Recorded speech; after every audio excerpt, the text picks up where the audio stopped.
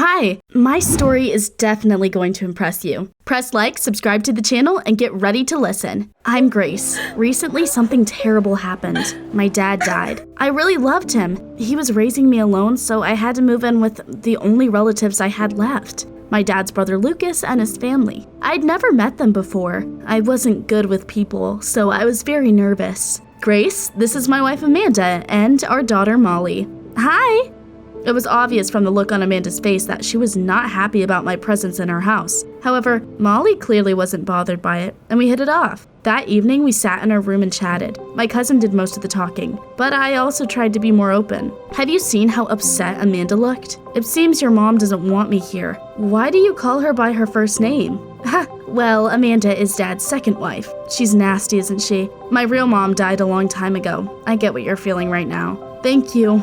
I miss my dad, but I think he would have wanted me to find my place here. Later, we went downstairs to have dinner. Grace, I sent your documents to the school today. You'll be Molly's classmate. Oh, that was great. Molly and I looked at each other happily, but then her stepmother spoke up. I don't think that's a good idea. Molly isn't doing well at school as it is. They will just spend all the time chatting and completely forget about studying. I was afraid my uncle would change his mind, but my cousin said, Dad, Grace did well at her old school. She will help me get better marks, and I will introduce her to our classmates. She needs someone in her corner. I was so lucky to have such a cousin. Honey, Molly's right. Let them study together and support each other. Amanda frowned and picked listlessly at her food for the rest of the dinner. The next day, Molly and I went to my new school. She immediately gave me a tour and introduced me to her friends. Grace, this is Shayna, and this is Jill. Hi.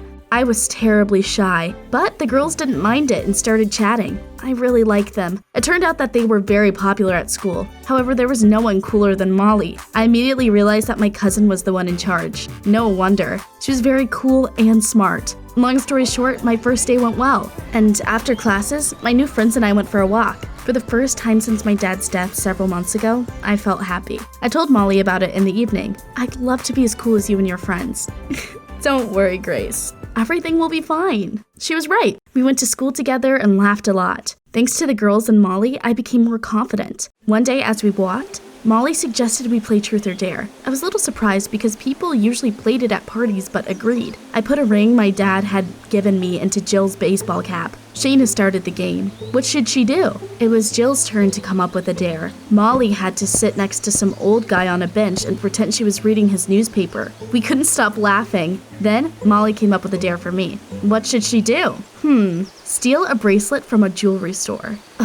What? I was confused. Molly turned around and saw that I would have to do it. But I've never taken anything without permission. Could you think of something else? Come on, Grace, it's all in good fun. We will immediately return the bracelet to the store. It will be fine. Yeah, Grace, come on, it's just a game. Well, okay, I'll try. I didn't want to lose face in front of my new friends. I had to prove that I, too, could be brave and daring. I was shaking all over with fear, but I still went into the store and pretended to look at the jewelry. When the seller turned away, I put the first bracelet I saw into my sleeve and headed for the exit. It seemed I would succeed. However, before I reached the door, I heard a shout behind me. It turned out that the seller had noticed that I looked nervous and kept watching me. The worst thing was that she had pressed the alarm button, and the police soon ran into the store. I'm sorry, officer, it was just a joke. We were playing Truth or Dare and I'm so sorry. Luckily, I had a clean record. The cop scolded me and sat me in a car to take me home. When we arrived, I saw a handsome guy by a nearby house. He was watching me with interest. Of course, the police told Amanda and my uncle about what had happened.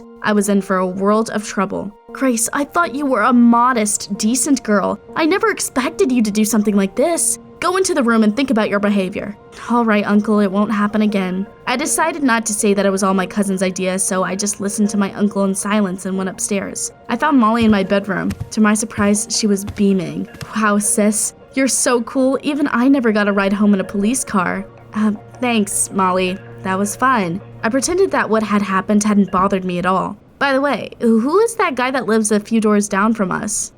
Do you mean Stefan? My cousin grimaced. He's a complete jerk. You should stay away from him. I was surprised to hear that. He seemed very cute to me, but I knew not to judge a book by its cover. Everything went on as usual at school. However, one day, our biology teacher gave us a test that was so difficult most of the class failed it. I didn't because I'd always liked biology and even read various articles about flora and fauna in my spare time. But Molly, Jill, and Shayna were among those who got an F. Our biology teacher is awful. She's always coming up with stupid tasks only she understands. I wish we could teach her a lesson so that she would no longer mess with Molly's gang. Molly's gang? Grace, that's us. Everyone at school knows that the only ones chosen get the privilege to become our friend. Wow, so I was one of the chosen ones? Cool. I never would have thought that I would be friends with such awesome girls. However, I noticed that Molly was looking at me thoughtfully and tensed up. Molly, what's wrong? It's nothing. I just realized that both Jill and Shayna had to pass a test before we became friends. Right, I'll never forget kissing the biggest loser at school. I had to sneak into the radio room and say that our principal liked talking to stuffed dragon called Mr. Shiny in his office. The girls laughed and I suddenly realized why Molly had been giving me such a weird look. Grace should also do something crazy. It will only be fair. Then she will officially become part of Molly's gang. If it's really that important, then I'll do it. Great! Then steal and hide Mrs. Winter's purse. I went to watch her look for it and worry. I didn't want to do it. I already got in trouble because of stealing once, but the girls loved Molly's idea. I didn't want to treat our biology teacher that way, but I also didn't want to lose my cool friends. Molly, Jill, and Shayna would have been disappointed in me if I refused. I waited until our teacher came out of the classroom and slipped inside. Her purse was lying on the chair. Luckily, it was small. I quickly hid it in my backpack and headed back out. Nobody saw me, and the hallway was empty. My heart was pumping, and I thought I might faint. The next class was biology. Of course, Mrs. Winters noticed her purse was missing and got very upset. Have you guys seen my purse? I left it on this chair, but now it's gone. No, Mrs. Winters. We were all in the dining room. Could you have left it somewhere else? Teachers are so absent-minded sometimes. Mrs. Winters gave Molly a strange look. Okay, I'll figure it out. By the way, everyone who failed the last test has to stay after classes and study with Mr. Grimberg today. I decided to wait for the girls. I found a scheduled spot in the schoolyard, sat down on a bench, and looked into Mrs. Winter's purse out of curiosity. I wanted to find out why she seemed so upset. There's nothing interesting in there, just money, documents, and a small makeup bag. I was about to put everything back inside and hide the purse when I noticed a piece of paper. It turned out that Mrs. Winters kept notes of her finances, and the money in her purse was all she had left until the end of the month. What I was doing was wrong. I got up and went to the address I found in her documents to give the purse back. I decided to tell Molly and the girls that I had hidden it. They didn't have to know the truth. It turned out that Mrs. Winters lived near my uncle's house. Imagine my surprise when Stefan opened the door. The boy Molly called a jerk. Hello? Hi? Does Mrs. Winters live here? Yes, I'm her son. Well, that was a surprise. Stefan called the teacher. She was surprised to see me. Grace, what are you doing here? I was walking around the schoolyard and found your purse. It seems it really wasn't in the classroom. Oh, don't lie to me. I know perfectly well what your cousin is like. I'm sure it was her idea. Grace, you've disappointed me. She walked me back home. Amanda opened the door and I realized that I was finished, but she just sighed heavily. I'm sorry, Mrs. Winters. I was hoping to protect Grace from Molly's influence, but it seems my stepdaughter is up to no good again. Our teacher left and Amanda said we should talk. Weirdly enough, she didn't even scold me. Grace, Molly's not as cool as you think. She likes manipulating people weaker than her. It turned out that a couple of years ago, Mrs. Winters and her son had moved to our neighborhood, and Stefan had immediately fallen for Molly. He was shy just like me. He did everything my cousin told him to, so that she'd keep hanging out with him. One day Molly went too far and made Stefan steal something from a gas station. Just imagine, he got caught. He hadn't got off as easy as me. He had to do community service for 3 months. It was terrible. My eyes were finally opened. Molly liked making people do terrible things. In the evening, she came up to me and asked me about the purse. I gave it back to Mrs. Winters. It was mean.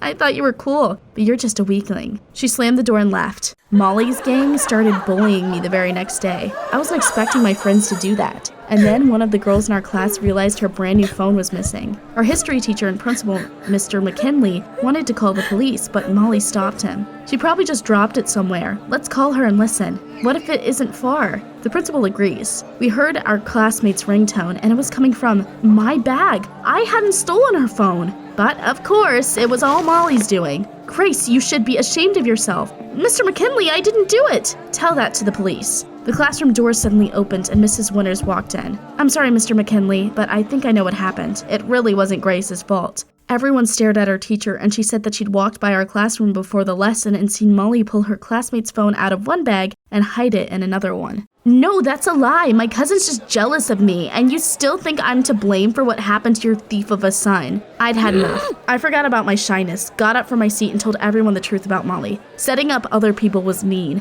but keeping silent about it was even worse. You should have seen the faces of our principal and my classmates when they found out what my cousin did for fun. Of course, Mr. McKinley immediately called Amanda and Uncle Lucas to school. Lucas, your daughter's behavior is unacceptable. This has to be a mistake. Molly is a good, kind girl. She wouldn't do that. Are you sure, dear? You should take off your rose-colored glasses. I decided to check our finances, so I asked the bank for a statement of our account and found out it was empty. Lucas was shocked. After all, only he, Amanda, and Molly had access to the family account. Turned out that my cousin had been withdrawing money from it and spending it on herself, hoping to blame all the expenses on her stepmother. Wow, Lucas was furious. He even decided to send Molly to a strict boarding school for girls. He hoped they would teach her not to treat people like that. I didn't think my cousin would change, but I still hoped the punishment would be good for her. Dad, please believe me. Amanda and Grace want you to disinherit me and get their hands on all your money. No, Molly, stop lying. There were a lot of people you hurt and made do something bad. Molly went to the boarding school, and I stayed with Amanda and Lucas. I even got to know Stefan better. As I was doing the community service, I learned to think with my own head. You should stay true to yourself instead of doing bad things to look cooler. Stefan wasn't a jerk at all. He was a good guy and seemed to like me. We spent a lot of time together and even joined the drama club. We learned to deal with our shyness and be more open. Things at school were fine, too. My classmates liked that I wasn't afraid of Molly. I started to become popular. Even older guys followed me on social media. One day, Jill and Shayna came up to me at recess. Hi, Grace, how's it going? Let's hang out like we used to. Luckily, the lesson started before I could answer Shayna's question. I didn't know what to do. After all, they weren't bad girls, they just happened to be Molly's friends. However, they could also want to be my friends because of my popularity. Do you think I should give them another chance? Write your answer in the comments down below. The Foundation's activities are hidden from the people's eyes, but each of you can face the terrible anomalies and immerse yourself in the atmosphere of a powerful organization. The most dangerous objects leave the secret archives pages and come to life in the SCP Chronicle's unpredictable storyline.